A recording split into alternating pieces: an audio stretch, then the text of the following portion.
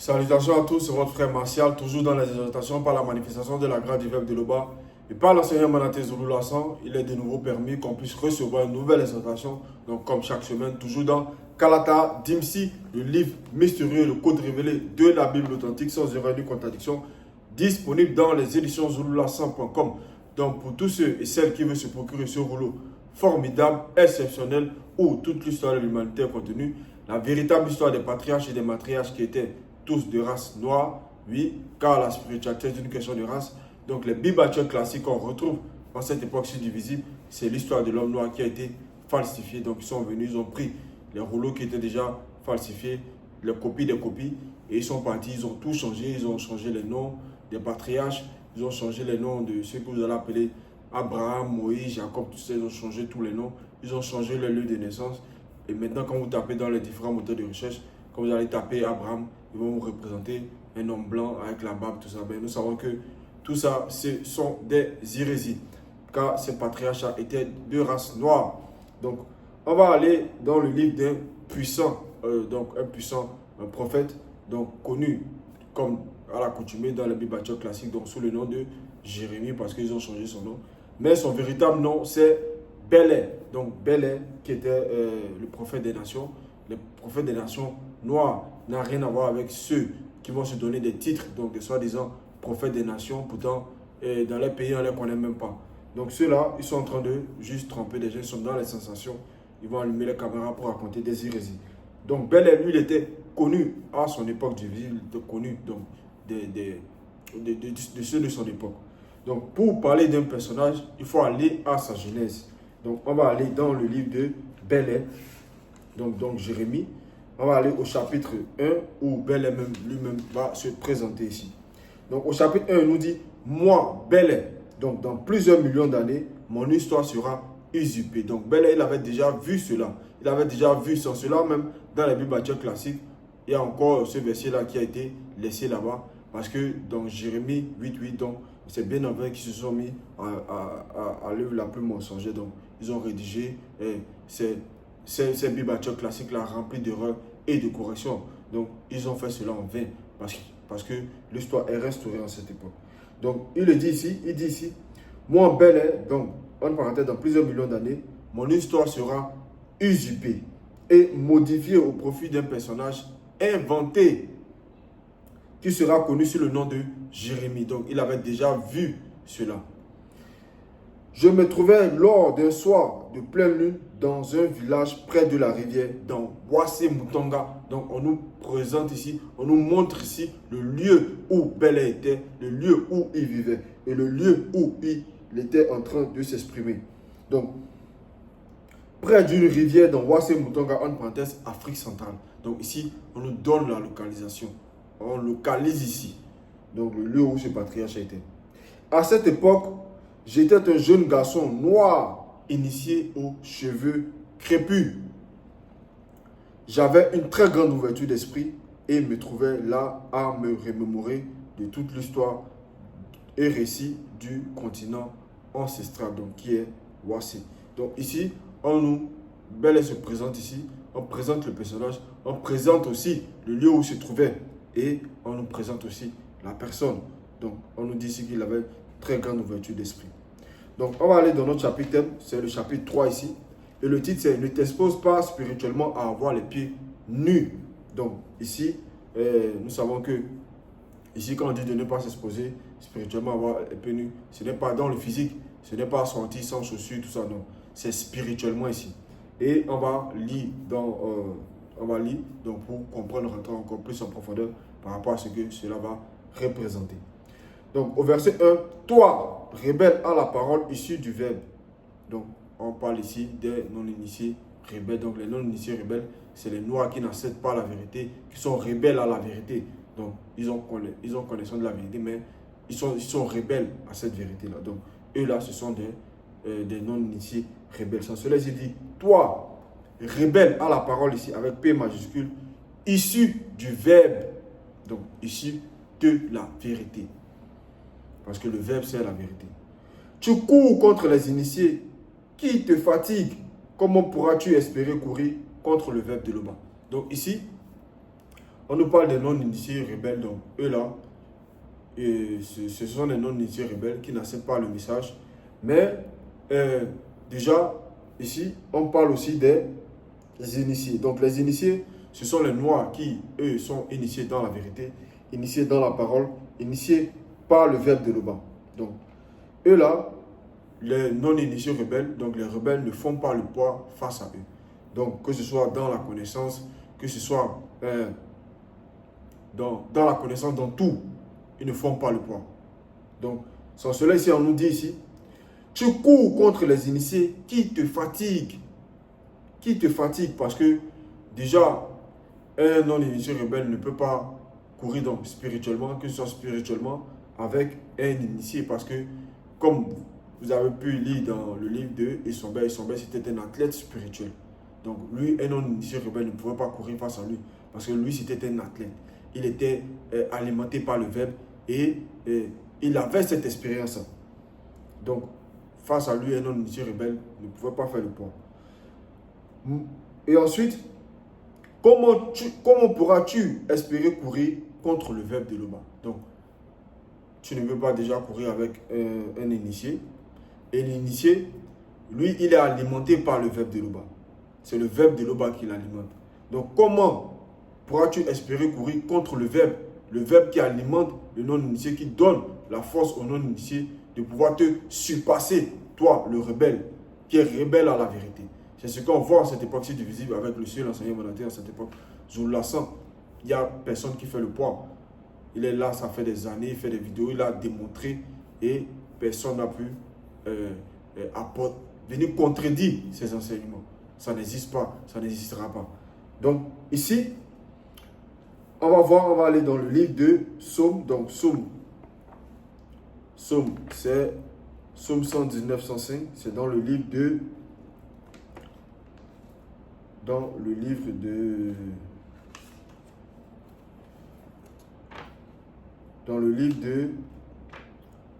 Miengue. Donc Miengue, dans les Bibles classiques, c'est Psaume.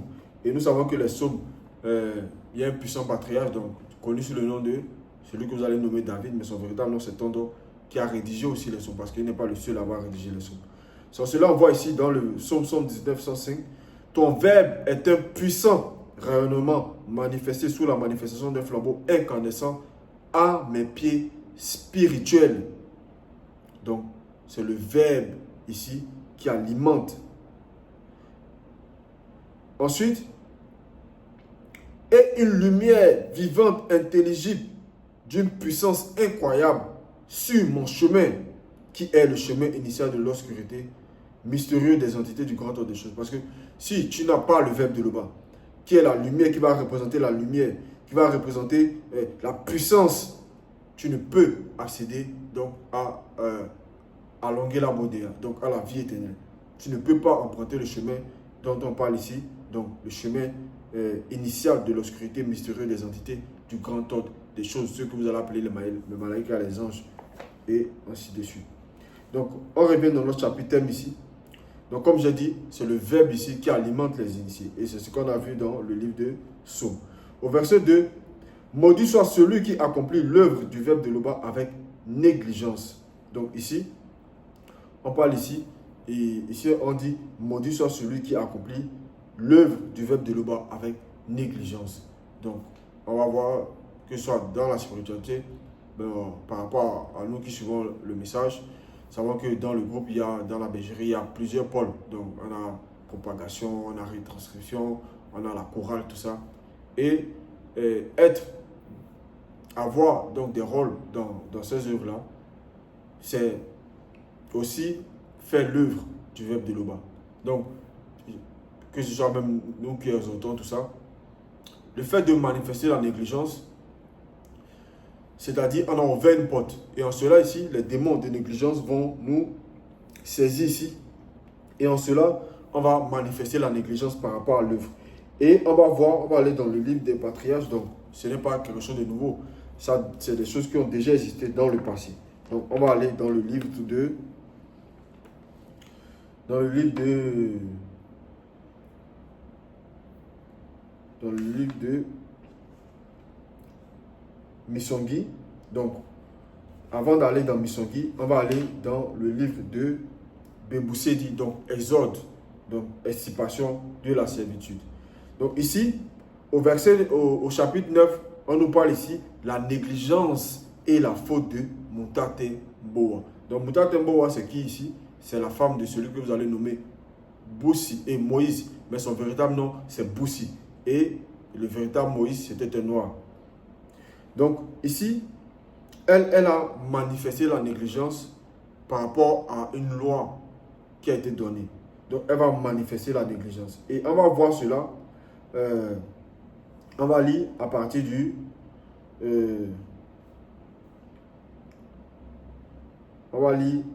verset 1. Donc ici, on va voir.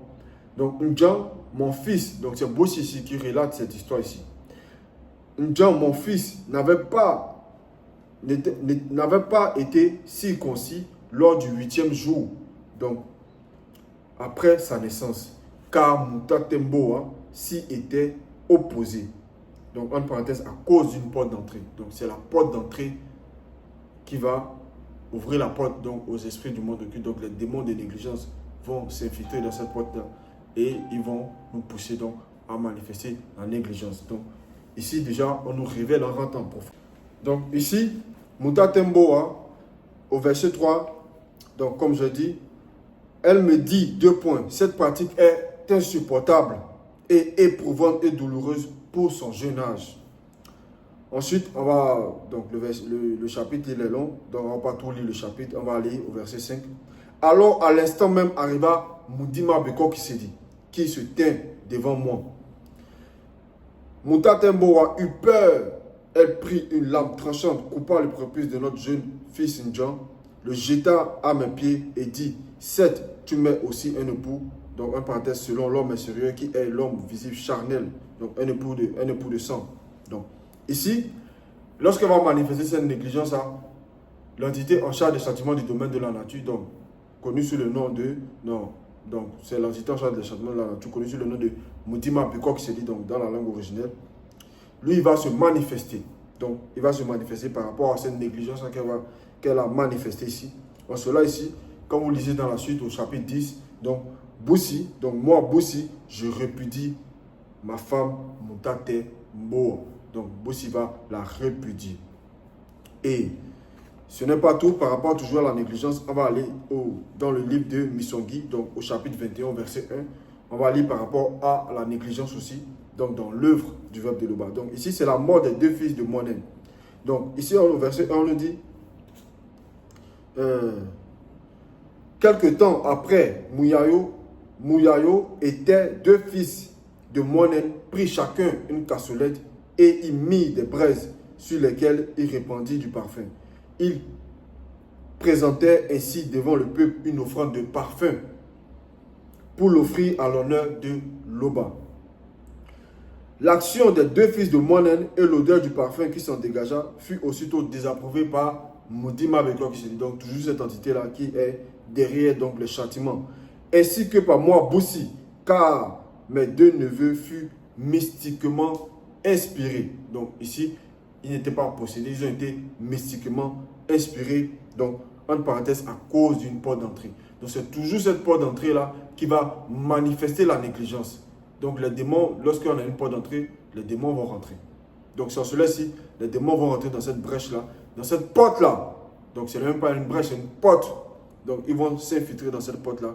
Et ensuite, ils vont nous pousser à manifester, à aller contre le verbe de Loba. Donc, et sans cela ici, donc il va avoir le châtiment. Donc quand on poursuit, on lit dans la suite, donc par un démon hybride au rang en forme de mouche. Donc on nous donne, on nous présente ce démon, on nous donne la nature de ce démon-là. Au verset 2, soudain, Moudima Beko qui s'est déjà jailli devant les 2 fils de Monen qui le vivent spirituellement. En parenthèse, il fut instantanément saisi d'une très grande frayeur et il les frappa aussitôt, en parenthèse, spirituellement et il mourut physiquement sur le coup. Donc, ici, par rapport à la négligence, on voit ce que cela manifeste. Il y a un châtiment. Donc, sans cela ici, on nous dit, maudit soit celui qui accomplit l'œuvre du verbe de Loba avec négligence. Et on poursuit, maudit soit celui qui éloigne son épée du combat spirituel. Donc, par rapport au combat spirituel, dans le visible, dans les temps même d'autrefois, il y a eu plusieurs combats spirituels. Donc, les combats spirituels, ce n'est pas ce qu'ils ont essayé de vous montrer. Donc, les combats d'autrefois, même ils ont essayé de montrer dans Shaka, quand vous regardez le film de Shaka Zulu. Dans ce combat-là, donc ils vont représenter ça, pas totalement, mais au début, les combats c'était quoi? Ils avaient des lances, il n'y avait pas d'armes blanches là-dessus, que ce soit c'était pas, ça ne pouvait pas tuer.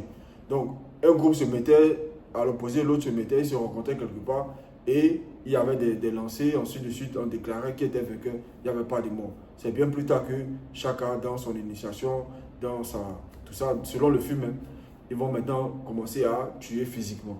Donc les combats d'autrefois, ce n'était pas physique, c'était spirituel. Donc ils avaient cette connaissance, ils sortaient de leur corps. Donc les initiés, si c'était les initiés avec les non-initiés, ils sortaient de leur corps et combattaient spirituellement. Donc parce que le physique, c'est le reflet du spirituel. Si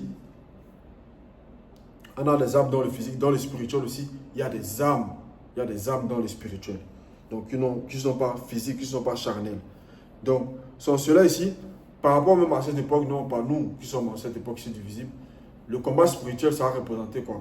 Donc, tu peux voir, par exemple, toi, tu vois une femme, tu dis qu'elle est bonne, elle est bien, tout ça. Le fait de la regarder déjà, il y a une porte qui va s'ouvrir.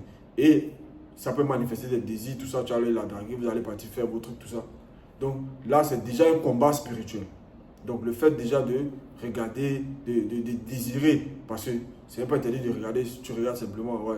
Mais le fait de convoiter, désirer, et ensuite aller maintenant parler, et puis après, vous partez vous souiller, donc que ce soit le bête, tout ça, c'est déjà un combat spirituel que déjà tu peux. Donc ici, le combat spirituel, c'est dans plusieurs dimensions. Donc en fonction de la dimension où on se trouve. Donc ici, sans cela, si on nous dit, maudit soit celui qui éloigne son épée du combat spirituel. Parce que tu peux être quelque part dans le physique et il y a quelqu'un qui est en train de parler contre le verre, qui est en train de parler contre ton enseignant, et tu es là, tu regardes, ou bien tu as double ce qu'il est en train de dire. Déjà, tu éloignes donc ton épée du combat spirituel. Donc le fait de ne pas parler, de ne pas mettre cette personne à sa place, tu es déjà en train de renoncer au combat ici. Donc, par rapport à nous dans le physique, parce que nous n'avons pas la capacité de sortir de notre corps en ce moment pour aller combattre spirituellement.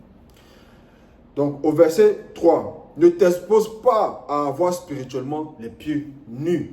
Donc on nous dit ici de ne pas s'exposer à avoir spirituellement les pieds nus, parce que quand on lit dans le livre de Kuzmane, qui est Joe, qui s'appelle le vrai Christ noir, donc ils ont falsifié, ils ont changé son nom, sa couleur de peau, introduit dans le Bible classique, et là-bas ils l'ont appelé Jéhovah, Jésus, tout ça.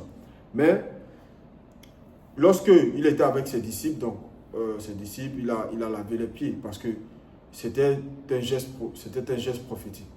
Parce que les disciples devaient bien plus tard aussi apporter le message. Donc c'est en cela ici, comme on a lu dans Psaume 105, Psaume 119, 105, donc que le verbe est un puissant rayonnement à un pays spirituel. Donc Dieu qui s'appelle va laver les pieds de ses disciples. Il va laver les pieds, tout ça, pour qu'ils puissent apporter l'évangile. Parce que l'évangile, c'est la bonne nouvelle. Donc, la bonne nouvelle. Donc, il va laver donc, les pieds. Donc, et il va avoir les pieds propres. Parce que tu ne vas pas aller apporter la parole. Tu as les pieds sales, tout ça, tu n'es pas chaussé, tout ça. Non. De son cela ici, ils vont avoir les pieds propres, ils vont être bien chaussés pour apporter le message selon la vérité. Donc, ils ne vont pas s'exposer donc sans le verbe de le bas. Ils ne vont pas s'exposer les pieds nus. On poursuit au verset 4. Lorsqu'un homme du peuple répudie sa femme, qu'elle le quitte et devient la femme d'un blanc ou d'un sang mêlé, en parenthèse métis, cet homme retourne-t-il encore avec elle? Donc ici, on parle d'un homme qui va répudier sa femme, donc le fait de la répudier, déjà, comme on a vu aussi par rapport à Boussi qui a répudié sa femme de Moutat et Mora parce qu'elle a allé à l'encontre du verbe, elle a désobéi. Donc ici, sur cela, si on nous dit, lorsqu'un homme du peuple répudie sa femme, qu'elle le quitte et devient la femme d'un blanc ou d'un sang mêlé. Donc là, lorsqu'elle va aller s'unir avec un blanc ou un sang mêlé, déjà, elle va devenir non initiée. Parce qu'on a vu cela aussi avec les femmes noires de la lignée de celui que vous allez nommer Pongisset, donc Caïn. Lorsqu'elles ont eu des rapports avec les gens dessus, elles sont devenues automatiquement des non-initiés. Parce que avant cela, il n'y avait pas il n'y avait pas de non-initiés, il n'y avait que des initiés à cette époque-là dans le visible. Donc, en cela ici, lorsque cette femme-là retourne, est-ce que cet homme-là va retourner encore vers elle, vers cette femme-là? Non, parce que le fait de retourner avec cette femme-là, déjà, c'est comme si quelqu'un qui marchait dans la vérité et qui va retourner encore à son vomi. Donc, le fait de retourner, parce que là, il va avoir cette femme-là qui va aller dans cette union-là, elle va se déplacer.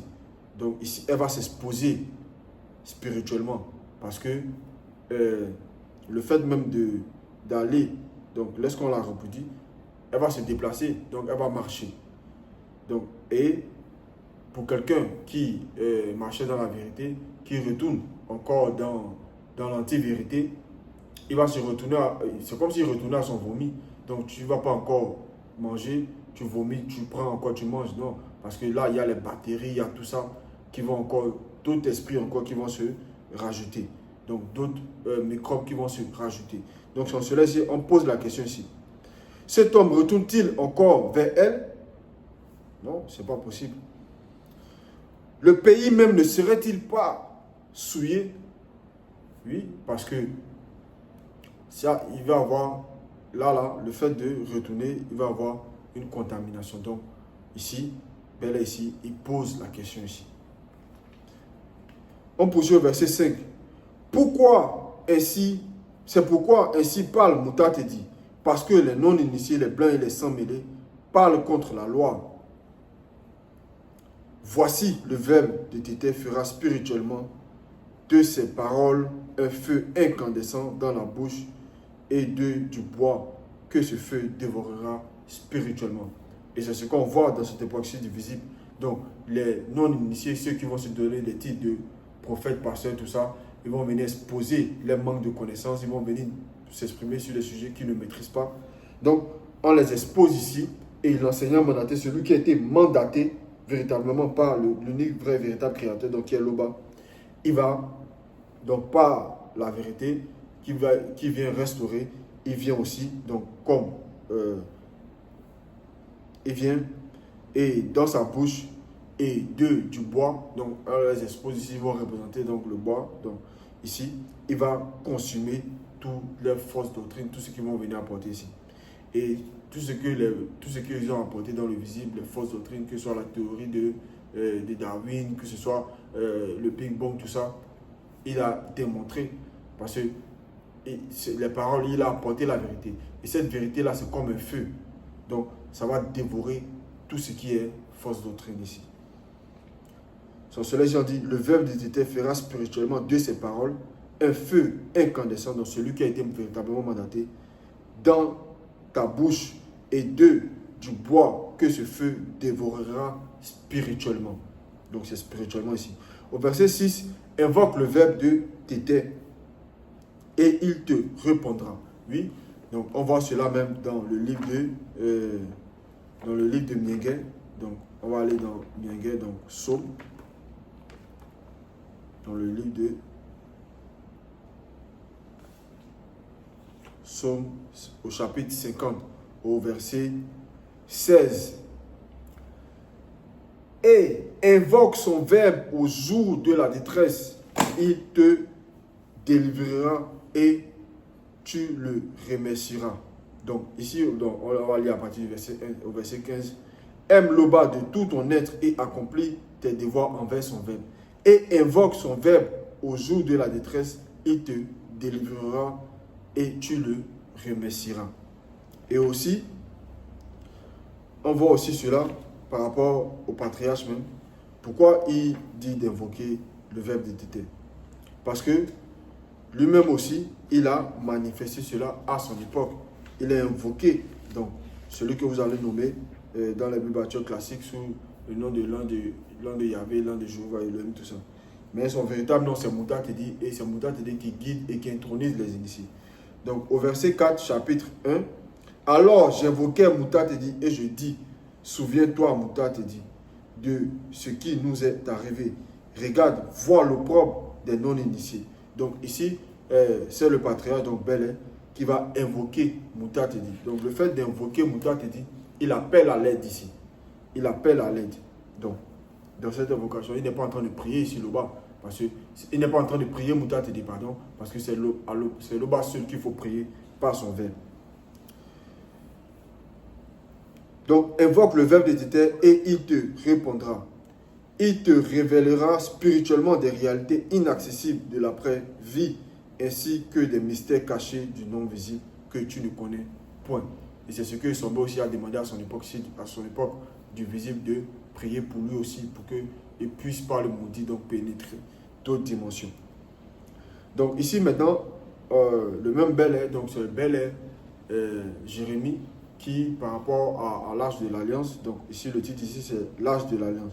Et Belé est lié à cette hache-là ici. Parce que à son époque, c'est lui qui a pris cette hache-là. Et l'âge de l'Alliance, beaucoup de gens ont fait des films dessus par rapport... les Allemands même sont venus, les Allemands aussi sont venus chercher l'âge de l'Alliance. Il y a beaucoup de films qu'ils ont fait par rapport à l'âge de l'Alliance et d'autres vont dire non que l'âge de l'Alliance en Éthiopie, tout ça. Mais ici, on nous révèle ici, donc la véritable, où l'âge de l'Alliance se trouve ici. Se trouve donc où, dans quel, qui vraiment a eu possession donc de l'âge de l'Alliance. Donc sans cela, on nous dit au verset 7, et c'est à cette époque que moi, Belé, j'entrais en possession de l'âge de l'Alliance et la cachais dans une réalité connue par les initiés en chef consacrés. Donc, c'est les initiés en chef consacrés qui avaient connaissance de là où cette hache-là se trouvait. Et c'est cela que, même quand Jock Sabet vient, donc il va aller dans le Siba, donc ils vont dire le Jourdain, et il va prendre, parce qu'on a dit que c'est les initiés en chef consacrés qui savent où cette hache-là se trouve. Donc, c'est cela, comme j'ai dit, Jock Sabet va se manifester dans le visible. Il va aller dans le Siba, donc le Jourdain, et toute la puissance de l'âge de l'Alliance va rentrer en lui, donc en tant que le verbe va fusionner avec lui. Donc on poursuit dans le verset 7. Mais il arrivera dans plusieurs millions d'années que plusieurs non-initiés blancs et sans mêlés, en parenthèse métis, issus des religions, donc en parenthèse mensonges, prétendront détenir l'âge de l'Alliance. Donc ils vont venir mentir, comme à l'accoutumée, qu'ils ont eu possession de cette hache. Prétendant détenir l'âge de l'Alliance, d'autres diront dans leur confusion que l'âge de l'Alliance, en parenthèse confusion, que l'âge de l'Alliance sera retrouvé donc par, en parenthèse, un personnage inventé, le Mahdi, une personne qui fera son apparition à la fin des temps. Donc c'était le message, c'était l'exhortation, l'Oba se glorifie toujours car il ne peut en être autrement, ainsi soit-il.